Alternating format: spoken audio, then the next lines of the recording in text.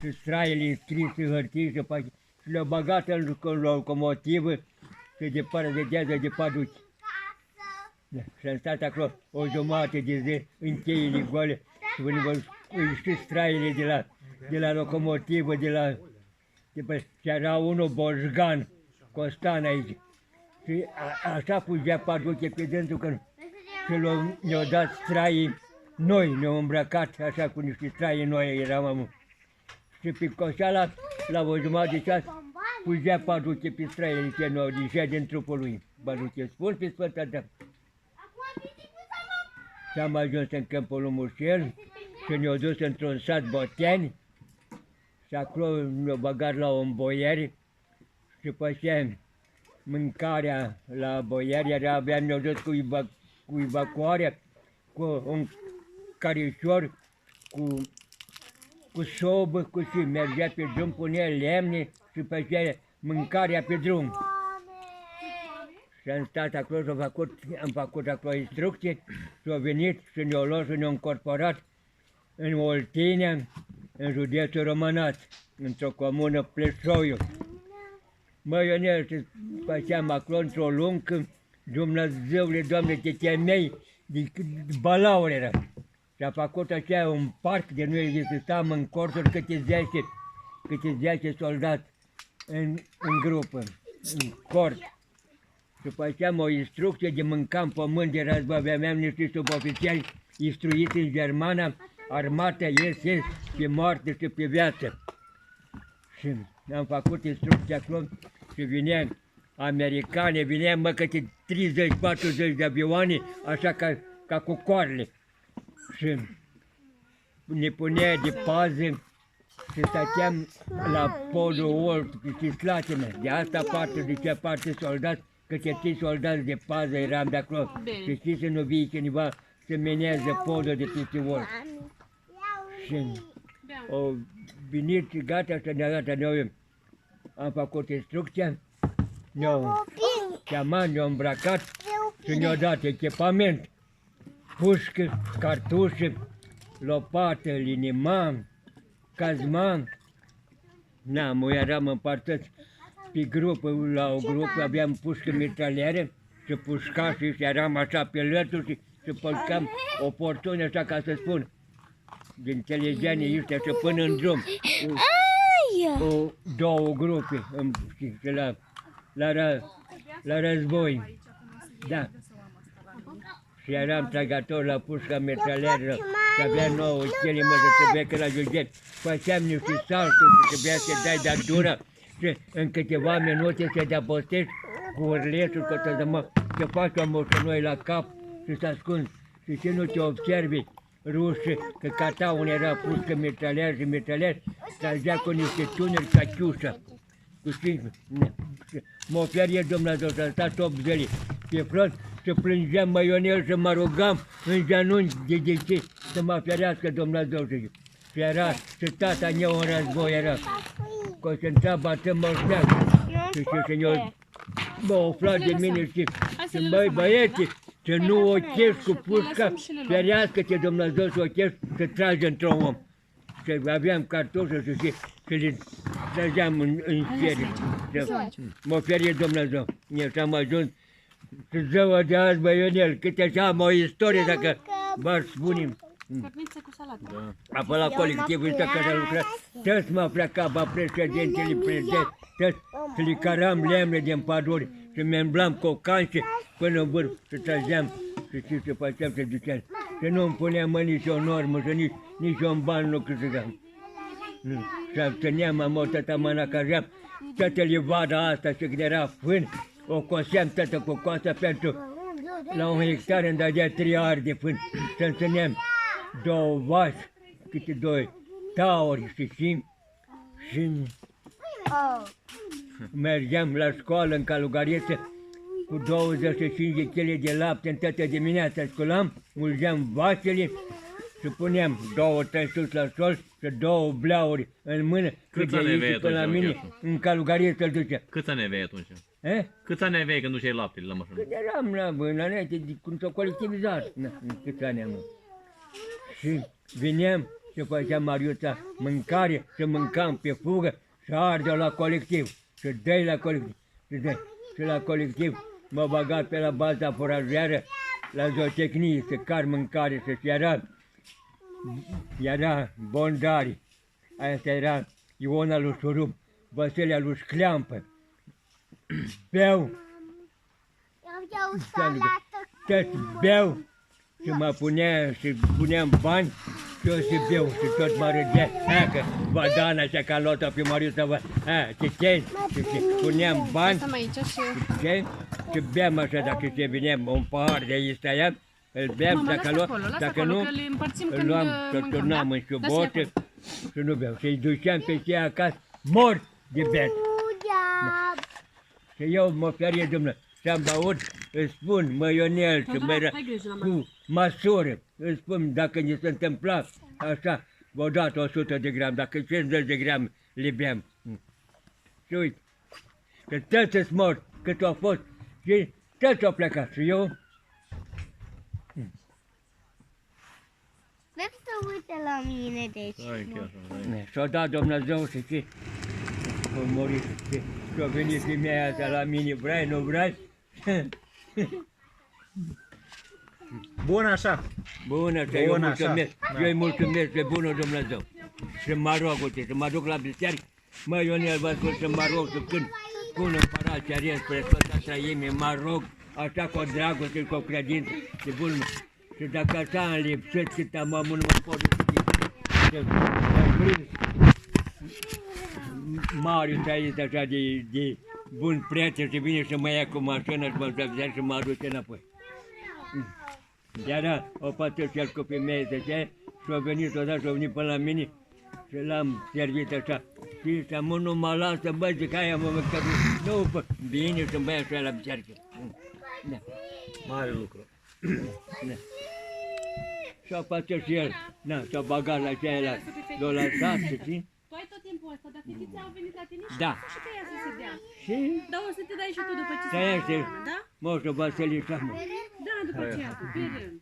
Că tu ai asta tot Atâta timpul. cine am, Lasă-și i-am fiul. botezat, am cununat, n-aveam, mă, Ionel, n-aveam niciun ban și așa, dar el mă zic, că vinea cu credință, mergeam, Mariuța și făceam și am fost, am respectat și să vezi, am diplomă, de bun gospodar, să vezi o diplomă și am, dacă vezi, de bun gospodar și Când mă uit la Îngheta un cheșu, când mă uit la Îngheta, mă gândesc tot timpul la un cheșu Gheorghe, că parcă îl văd pe dânsul cu mâna și așa, da, când eram eu mic. da. Bă, că Catenuța a venit și a făcut acolo la mormânt, la măsă și la tată, au avut cruce cumpărată de la Dicheată, de pe la Câmpul Lungșor. Am văzut că a venit, o luat cruce și de acolo, a făcut o cruce așa de 5 la Sotrop, acolo, o cruce Marmură, da? nouă, am pus, făcut acolo și azi am mers și am văzut ce-a făcut. Și eu, cât am îmblat la biserică, Dumnezeu să ierte, am o femeie să vroie, acolo unii neamuri legate, 4 surori morți alături am. Solonia, Istinia, Ileana lui Sofie și Spavia lui Gheorghe. Și cincele, ăsta acolo eu cu Mărița. Tete. Ai pregătit-o? Am acolo, ai văzut dacă am. Slavă al Dumnezeu. Am eu câină. Și ne-a făcut sacriu Dumnezeu să o ierte. Așa cu jale s-o dus și s-o operat, era Viorica, ca lui Catale. Unde am nascut, s-a operat de o chiță lui Cucărean de fiare și s-a mers și s-a catat și eu pus cu fiare. Și Viorica, mamă, ca să te opere, nu, mă, nu. Și așa s-a dus de plângând și s-a operat, s-a deschis-o și s-a închis-o înapoi. Na? Mergeam Marioro stat, vine de 2 ori pe 2 schimba și vine Viorica, fata sa, vine și nici nu intra până la măsa în casă, bă, că nenelă de mamă, că nu.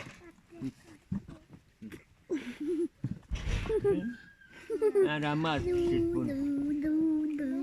Și l-am strâns tot. Și când două de Paraschivă seara au murit. Și-a venit Sfânta Paraschivă, nu? Da. A venit Silvia asta lui Mircea, că a fost de oșel de la Focșanu și unde au luat acolo și Cataniu și muncitor l-a strâns vie. Și a venit cu o plasă așa mare, de niște struguri, mână toată de mari și n-am, ea nu, cât era bolnăvă mașini, dacă se spun, am operat-o în mai, și-a luat și-a spus, dacă trăiește, Boșe să stă. Și-a trăit maiul tății, iunie, mai, iulie, august, septembrie, și 14 octombrie. Și dacă a mâncat, așa să spun, 5-6 săptămâni, și avea vreo 90 de kg, când a murit, dacă avea 30 de kg. Da, păi, nu făceam de mâncat, făceam așa, mai Mariotă și mâine, serveam așa și făceam, că dacă nu aveam pepeni murați, bea mori, așa bea o racorea boala și mori, așa ca tansam. Și odată, tăiam câte 2 porci, barbânți cu untură, cu și Marioara era mai sensibilă, dar Viorica era ea mai îndrăzneată. Vinea și se baga în barbân, se lua o croșă, se lua cârnați mulți și n-am într-o zi, Doamne, mă iartă, fac o bucătărie asta aici. Da, făceam de azi departe mâncare. Du-te și adă cratița aceea de picuia, mă, că era bă. Și mă, și o duc și du și adă barbânța cu untură. Când vede că a umblat acolo, mamă, mă, tu chiar de foame, ceva. Ia, ne-a și scoate ea acolo din barbânță, cârnat, mușchi. Fă foc în bucată, adică nu făceam că era, că n-a cald, era pe păi. Bă, de mânca, pun, mă, și îmi pune eu o tigaie și fă, mă, măliguț. Tati! Măcar, dacă gustați, măi, omul, să se chieri de foame aia, să... Asta grijă abia de mine. Telefonul lui tati. Da, multă mări pe Dumnezeu spune. Ce spuneam pe trecut, pe multe, să vă spun cuvânt și cinci și respect. Am avut un bucluc cu prilipceanii ăștia, Doamne, mai iartă. O sărie Dragoș la bătaie să mă bată. Au vrut, avea drum acolo și aveau drum. Și au vrut drum până la Poieșturi cu colectivul. Da, au venit odată. Atunci pe o inginer era un abalaj și s-a murit. Au venit atâta mă roagă să le dau drum, mă le dau drum. Da, las. Da. Scot, a venit aceea, comisie aceea și era scot, o lercă, beau, fac mâncare, face Mariotă lui Balat. Când ne sculăm dimineața, din 2 în 2 metri batut, s-a rus dinapoi Așori până la poartă la Gheorghe. Na, și-a făcut un drum nou în Petrișor, acolo, și se aduc el vreo 2 mașini din ceatră să-l coacă pe drumul islat, nu puteai veni, și aici era ca pe masă. Mă, când ne sculăm dimineața, școală, când se scoate Mariuța vaca să o cliponească, trebuie să meargă de pune și o pască pe eu și scot tot frumușel.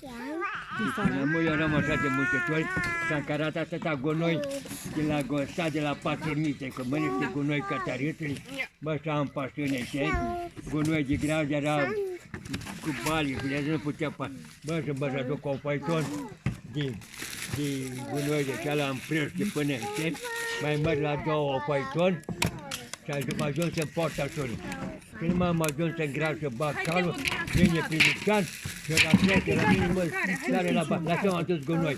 Mă, dacă am adus, mă treci, mă, eu nu te opresc, nu ți-am zis, nu ți-am pus, eu nimic. Ce? La bucluțul meu, el pleacă pe gunoi. Nu treci, nu treci. Da? A 2 de dimineața mă iau, să merg să mai aduc una, avea niște capsuni în grădină, să-mi pisiți, aduc o când vine Iona albă, pază, că era, bage Vasile, de urgență, ești chemat la primărie. Măi, mă gândeam să făcut George să vă trăsnaie ceva și mă cheam. Când mă duc, îl găsesc și Prilipean, și Priblabe, când mă vede, băi, omule, mă ia la o ieri, la o pulăială și mă scădea când pune o mendă Că cu copiii mei să spun. Bă, te ce să pui că e pământul meu? Bă, vin acasă, Marius, ce faci? Pune barieră. Eu să pun o barieră în gropă, un stâlp, pun barieră. Gata, nu merge, e pământul meu.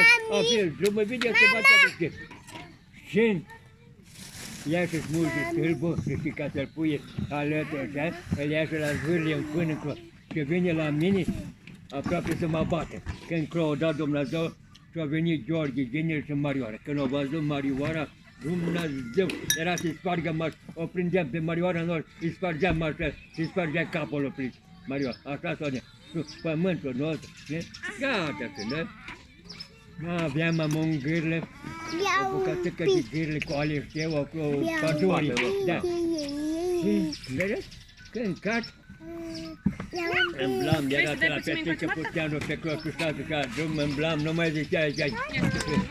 Aici, în ea să facă un șanț acolo, să nu mai zic. Da. Și fiindcă avea o bucățică de loc aici pe deal, și strugenii n-avea, să zice, să mă duc și să trec prin gârle pe tot. Mă, sta să pândea cadihul. Când cac, iasă Dragoș și Aurora, și se prinde. Adi! Să vină și eu. Se prinde de cai, nimic. Dragoș să-mi taie toporul cu cauciucul. Poți să închid? Și